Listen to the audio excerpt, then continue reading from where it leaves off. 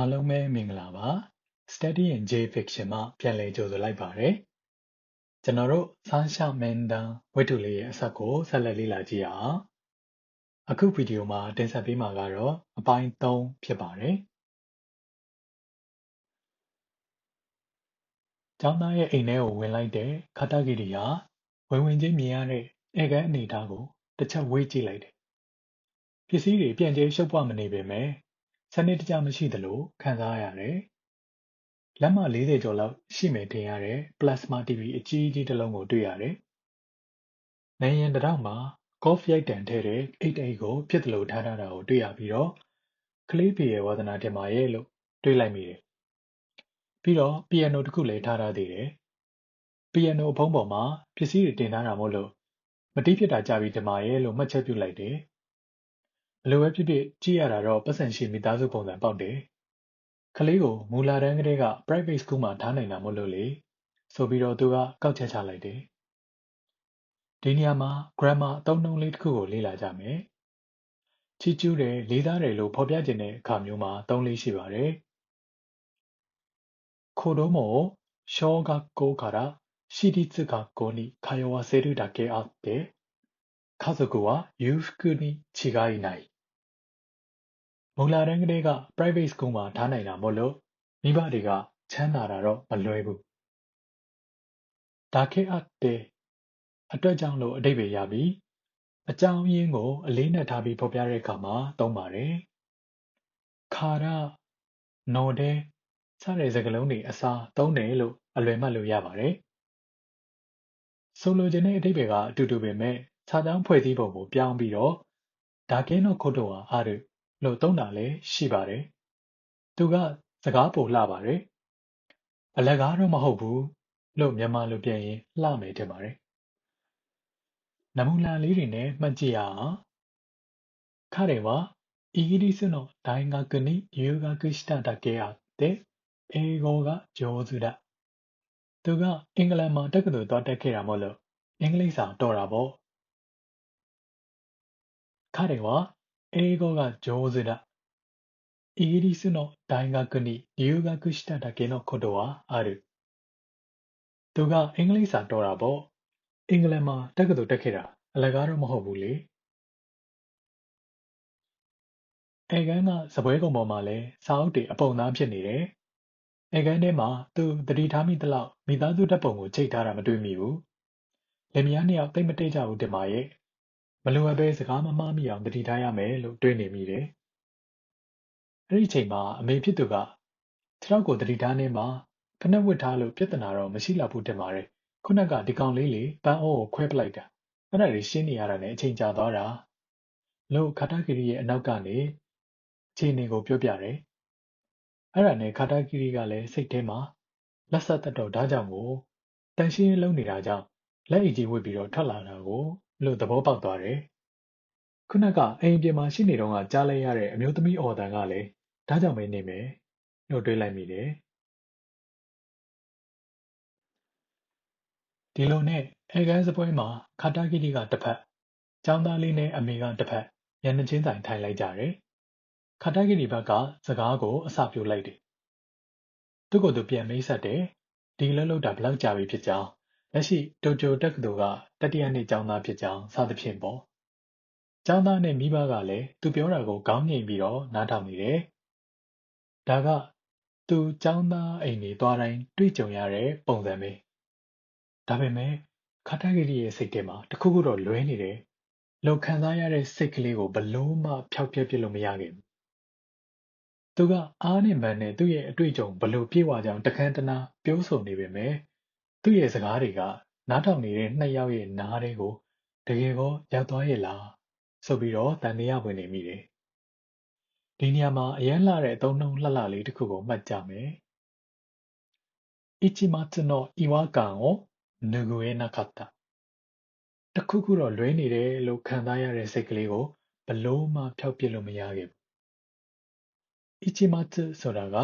ဂျပန်လက်ဖက်ချောက်ခတ်တဲ့ဇုံတစ်ခတ်စာဆိုတဲ့အဓိပ္ပာယ်ပါအရန်သေးတဲ့ဇုံလေးပါအရန်သေးငယ်တယ်လို့ဖော်ပြတဲ့အနေနဲ့သုံးပါတယ်။ဤဝါကောင်ဆိုတာကတော့ တခုခုလွဲနေတယ်ဆိုတဲ့ခံစားချက်ပါနုဂုကတော့တုတ်တီဆိုတဲ့အဓိပ္ပာယ်ပါမျက်ရည်ကိုပဝါနဲ့တုတ်တာစသဖြင့်သုံးပြပါတယ်ကလေးမိကလည်းနားထောင်နေဟန်ပြပေမဲ့စိတ်ထဲမှာအခြားဟာတွေးနေမှန်းသိတာတယ်ဒီနေရာမှာအာယုံစူးစိုက်မှုမရှိဘဲစိတ်ကအခြားရောက်နေတာကိုဥဝါနောက်ဆိုတာလို့သုံးနှုန်းပါတယ်သားမီးနှစ်ယောက်ရဲ့တုံ့ပြန်မှုကလေးနက်မှုမရှိတာကိုအားမလို့အားမရဖြစ်ရနဲ့ပဲသူက private teacher ဝန်ဆောင်မှုအတွက်ကလေးအကြောင်းမေးသင့်တာတွေမေးဖို့အစပြုလိုက်တယ်ကလေးနာမည်ကိုစပြီးတော့အတည်ပြုကြည့်တယ်ကလေးနာမည်က you လို့အတန်ထွက်တာမှန်လားအဲ့ဒီအချိန်တောင်းတောင်ကြီးနေပြီးတောက်လျှောက်စကားကိုနားထောင်နေတဲ့ကလေးကအမေဖြစ်သူဘက်ကိုအကြည့်လွှဲလိုက်တယ်အမေကမျက်ခုံးကိုတွန့်ပြပြီးတော့မေးနေတယ်လေကို့ဘာသာဖြေသန်းလို့ပြောတယ်အဲ့ဒီအချိန်မှာရာနိုမီသားစုရဲ့ဆက်ဆံရေးအခြေအနေကိုခါတဂီတွေကခန်းစားလိုက်ရတယ်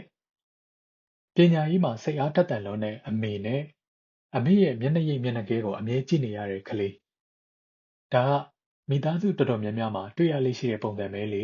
လို့သူကမှတ်ချက်ပြုလိုက်တယ်ဟဲ့မြန်မြန်ဖြေစမ်းလို့အမေကတခါထပ်ပြီးတော့တိုက်တွန်းပြန်တော့ကလေးကအကြည့်ကိုလွှဲပြီးတော့ဟုတ်ပါတယ်လို့ကောင်းချင်းပြတယ်အနှံလိုက်တာစင်းစင်းရဲ့ဒီကလေးကလူစိမ်းနေရှိဆိုရင်တိတ်ရှက်တတ်တာရှင့်လို့ဆိုပြီးတော့အမေကဖြည့်ဆွတ်လိုက်ပါတယ်မသိတဲ့သူတွေရှေ့မှာစကားပြောမထွက်ပဲရှက်နေတာကိုဟီတိုမီရှိရီလို့သုံးပါတယ်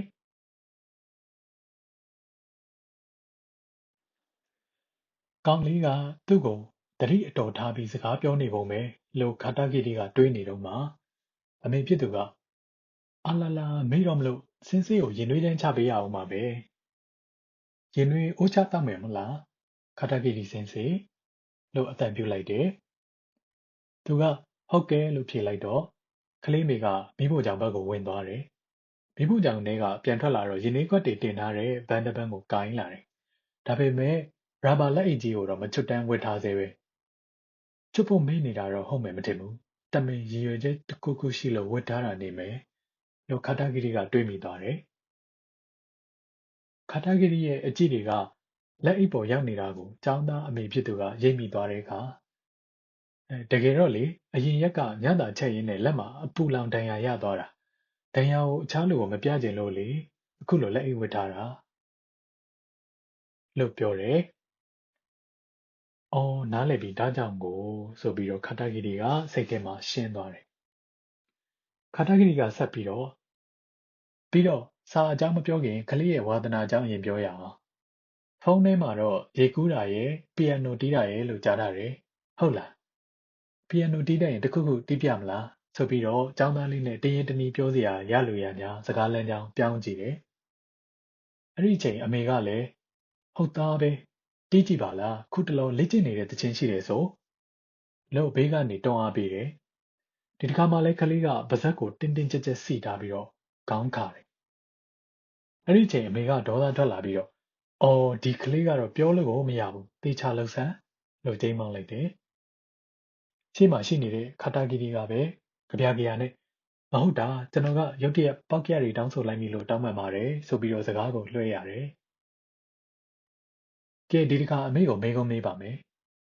ခလေးကအခုလက်ရှိ private ကျောင်းမှာအထက်တန်းပြီးတဲ့အထိ EC တက်လို့ရပါလျက်နဲ့တိုကျိုမြို့ထဲကနာမည်ကြီးကျောင်းကိုဝင်ခွင့်ဖြည့်ပြီးပြောင်းဖို့ကြိုးစားတာဘာကြောင့်ပါလဲခါတာဂီတီကဒီလိုမေးတော့အမေကလည်းပြန်ဖြေတယ်ဟုတ်လေအဲ့ဒါကတော့အထက်တန်းအထိဒီထက်ပိုကောင်းတဲ့ပတ်ဝန်းကျင်မှာကြိုးစားစေချင်လို့ပါဒါကိုယူကကောသဘောတူပါသလားမိဘတွေရဲ့သဘောနဲ့ပဲပြောင်းဖို့စဉ်းစားတာလားလို့ပြန်မေးတော့အမေကမိဘတွေကစပြီးစဉ်းစားထားတာဆိုပေမဲ့လည်းကလေးကလည်းသဘောတူပါတယ်ဟုတ်တယ်မလားလို့ဆိုပြီးတော့ကလေးကိုကြည့်ပြီးပြောလိုက်တယ်ခါတာဂီဒီကចောင်းသားဘက်ကိုလှည့်ကြည့်လိုက်တော့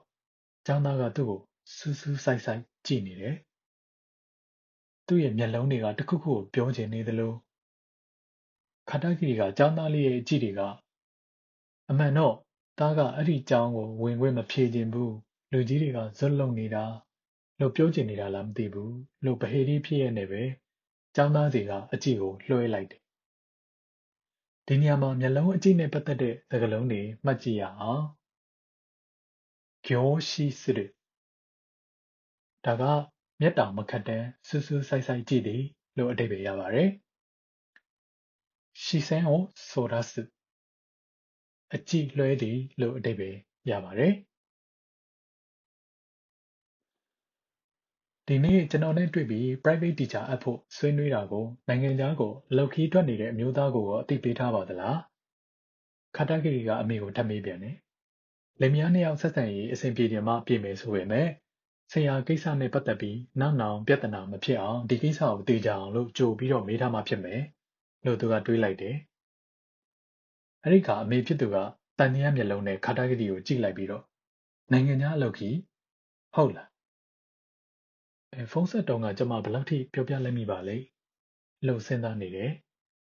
ခါတဂရီကကျွန်တော်ကတော့အဲ့လိုပဲကြားထားတယ်လို့ပြန်ဖြေတဲ့အခါအမေကအော်ဟုတ်လားဆိုပြီးတော့ပြုံးလိုက်တယ်ဒါနဲ့ခါတဂရီကမေးခွန်းကိုဆက်လိုက်တယ်ကျောင်းပြင်ကျူရှင်စားထားတာလွန်ခဲ့တဲ့3နှစ်ကတည်းကဆိုတော့ဘယ်ကျူရှင်များလဲသိပြရစေခင်ဗျအမေကခဏတွေ့ဝေသွားပြီးတော့ပြန်ပြောတယ်အဲ့ဒါလေဖုန်းဆက်တုန်းကကျမပြောပြီးသွားပြီမဟုတ်လားအာဟုတ်လားစိတ်မရှိပါနဲ့ဖုန်းကင်တဲ့ဝန်ထမ်းစီကကျွန်တော်အဲ့ဒီအကြောင်းမကြားလိုက်ရလို့ပါဆိုပြီးတော့ခါတဂရီကနေတထေးစီကမေးနဲ့ရလာတဲ့မက်မိုအကြောင်းကိုပြန်ပြီးတော့စဉ်းစားကြည့်ဟုတ်တယ်ခလေးကျူရှင်နဲ့ပတ်သက်ပြီးဘာတစ်ခုမှမပါဘူးသိသမျှအကုန်မပြောပြတဲ့တထေးဆိုပြီးတော့သူကစိတ်ထဲကနေအပြစ်တင်လိုက်မိတယ်တောင်းပန်ပါတယ်ခင်ဗျနောက်တစ်ခါလောက်ထပ်ပြီးတော့ပြောပြပေးလို့ရမလားဆိုပြီးတော့အမေကိုတောင်းဆိုတဲ့အခါမှာဘာလို့လဲပြောပြီးသွားပြီမလားအဲ့လိုမျိုးရုံးတွင်းသတင်းချက်လက်တေချာဝေမျှမှုမရှိပဲအလုပ်လုပ်တဲ့ကုမ္ပဏီမျိုးကိုကျမဘလို့လို့ယုံကြည်ပြီးတော့အလုပ်အပ်ရမှာလဲအခုချက်ချင်းပြန်มาတော့ဆိုပြီးတော့အမေကဒေါသတန်ဆွတ်ပြီးတော့ပြောတယ်ခါတဂီလည်းဒုက္ခတော့တွေ့ပြီလို့တွေးပြီးတော့ခဏနေပါအောင်ဗျာလို့ပြောပေမဲ့အမေဖြစ်သူကတော့ပြန်ဖို့ပဲတွင်ပြောနေတော့တယ်ခါတဂီလည်းပြန်ပြောစရာစကားရှာမရပဲအကြံအိုက်နေတော့မှမထင်မှတ်ထားတဲ့စကားတစ်ခုကိုပြောလာတာကចောင်းသားလေးယူမပြန်ပါနဲ့ဆရာဇလန်းကတော့အချိန်တက်ဆပြုလာပါပြီចောင်းသားလေးရဲ့အကြည့်တွေကဘာကိုပြောချင်နေတာလဲခလေးနဲ့အမေကြားမှာဘလို့ပြဿနာတွေရှိနေတာလဲခါတဂီကတော့အမေကိုစီယုံလို့မရတော့ပဲလှည့်ပြန်ရတော့မှလားနောက်ပိုင်းမှာဆက်လက်ခန်းစားနားထောင်ပေးပါခင်ဗျာကြည့်ရှုအားပေးမှုအတွက်ကျေးဇူးအများကြီးတင်ရှိပါတယ်